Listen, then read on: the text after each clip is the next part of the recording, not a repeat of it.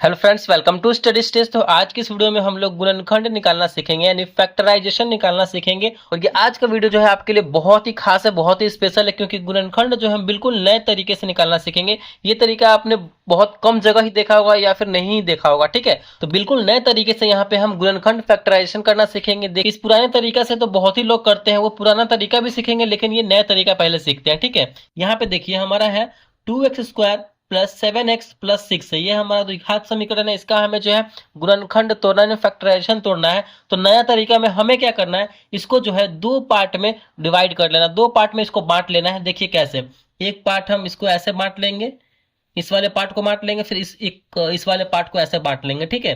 दो पार्टों में हम इसको ऐसे बांट लेंगे। फिर अब हम क्या करेंगे, देखिए एक पार्ट में ये हमारा 2x² आ गया, एक पार्ट में हमारा ये 7x आ गया और एक पार्ट में हमारा ये 6 हो गया, ठीक है। यानी कुल मिलाकर के ये हमारा 1 2 3 पार्ट में हो गया। दो लाइन ऐसे ले लेना है तो 3 पार्ट में हमारा ये डिवाइड हो गया। अब हम क्या करेंगे, 2x² जो है ये हमारा, इसको हम गुना के रूप में दो बार तोड़ेंगे। 2x² है यहाँ पे, अगर हम देखिए यहाँ पे अगर हम 2x लिखते हैं, ठीक है, तो यहाँ पे 2x² करने के लिए यहाँ पे कितना से गुना करना पड़ेगा, x से गुना करेंगे तभी ना जाकर के ये 2x² होगा। यहाँ पे 2x और यहाँ पे x लिखेंगे। फिर इस वाले को, इस वाले एरिया को यानी लास्ट वाले को, फिर इसको भी हम तोड़ेंगे 6 को, यानी 6 को दो पार्ट में तोड़ना है। कितना से गुना करें दोनों नंबर को कि 6 आ जाए। अगर हम 3 यहाँ पे लिखते हैं और 2 लिखते हैं यहाँ पे, तो 3 दूना 6 हो गया और दो पार्ट में हमारा ये टूट भी गया, बिल्कुल हो गया ये। चलिए फिर अब हम क्या करेंगे, जो हमने तोड़ा है इसको आपस में हम तिरछा गुना कर देंगे, ठीक है।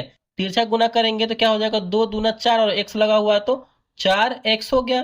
फिर इसमें गुना करेंगे 3 में और x से, तो 3 में x से करेंगे तो 3x हो गया। और इन दोनों को जोड़ेंगे, इन दोनों को जोड़ेंगे तो 4x और 3x मिलकर हमारा 7x भी हमारा ये कंप्लीट हो जा रहा है। तो हमारा यहाँ पे ये सारा कंप्लीट हो चुका है। अब हमें क्या करना है, एक बार इसको और इसको साथ में लिखना है, ठीक है। तो 2x प्लस 3 है तो इसको साथ में लिखेंगे, एक बार फिर इसको और इसको साथ में लिखेंगे, x प्लस 2।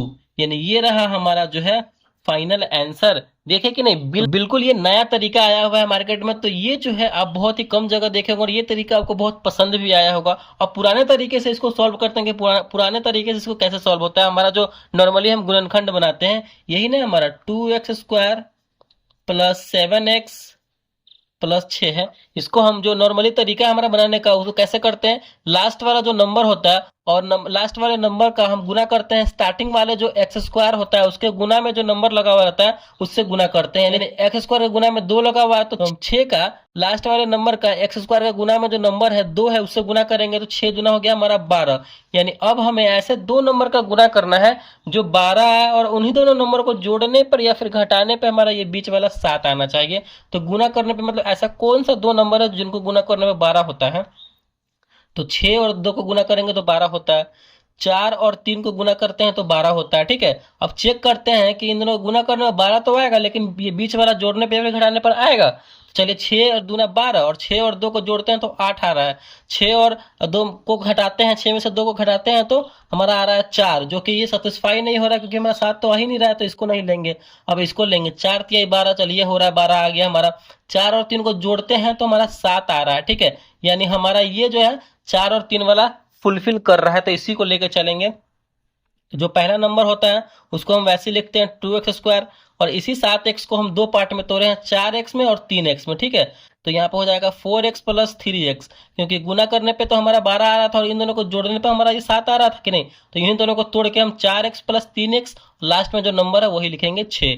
चलिए एक बार क्या करता है, इन दोनों को हम कॉमन करते हैं। इसमें जो नंबर होता है, जो टर्म होता है, उसको कॉमन करते हैं, ठीक है। इन दोनों में जो है x भी है और 2 भी यहाँ पे गुना के रूप में कॉमन होने वाला है, ठीक है। अगर हम 2x यहाँ से कॉमन करते हैं तो यहाँ पे 2x² है, ठीक है। तो यहाँ पे 2x तो कॉमन हो गया। देखिए 2x² कहने का मतलब क्या है, 2 गुने x गुने x, यही ना। तो 2x कॉमन कर ले तो हमारा क्या बचा, हमारा ये x बचा। तो यहाँ पे लिखेंगे x, प्लस है तो प्लस, देखिए 2x, 4x में से गुना के रूप में 2x कॉमन कर लिए हैं। तो यहाँ पे कितना हम यहाँ पे कितना रखेंगे जो 4x हो जाए, तो 2 रखेंगे तो हमारा 2 दूना 4 और x है तो 4x नहीं हो गया। ऐसे ही हम कॉमन करते हैं गुना के रूप में, ठीक है। फिर अब हम क्या करेंगे, फिर एक सिंपल है, इसके बाद इधर एक और बॉक्स, इधर एक और बॉक्स बनाएंगे थोड़ा सा जगह दे करके, और जो नंबर है हमारा उसको इसमें लिख देंगे x+2 इधर भी लिख देंगे, जो इसमें नंबर था इसमें लिख दिए। और यहाँ पे हम कितना से गुना करें जो हमारा 3x हो जाए इस x में, तो +3 से करेंगे तो 3x हो गया, और 3 में 2 से करेंगे तो 3 दूना 6 हो गया। और एक बार इन दोनों को साथ में लिखेंगे 2x+3 और दोनों सेम है बॉक्स में, तो किसी एक को लिख दीजिए x+2। ये नॉर्मल तरीके से बनाने पे यही ना हमारा आंसर आया, यही ना हमारा आंसर आया है, जो कि इस तरीके से नया तरीका से बनाने पे हमारा ये आंसर आया है। तो देखें इस नए तरीके से बनाने में कितना जल्दी जल्दी हम बना लिए, और नया तरीका बहुत मस्त भी है और अच्छा भी है, समझ में भी आपको आ गया होगा। तो आई होप ये दोनों तरीका आपको अच्छे तरीके से समझ में आया होगा। और हाँ, एक आपको खास बात बताते हैं कि ये तरीका जो है, ये तरीका आपको हर क्वेश्चन में काम नहीं करेगा, ठीक है, हर क्वेश्चन में नहीं लगेगा। तो इस बात का ध्यान रखना है कि ये तरीका कुछ ही क्वेश्चनों में यहाँ पे लगेगा, तो इस बात को आपको ध्यान रखना है, ठीक है। तो चलिए, अगर वीडियो को अच्छा लगा, पसंद आया तो प्लीज लाइक कीजिएगा, चैनल पर नए हैं तो चैनल को सब्सक्राइब जरूर कीजिएगा। Thank you.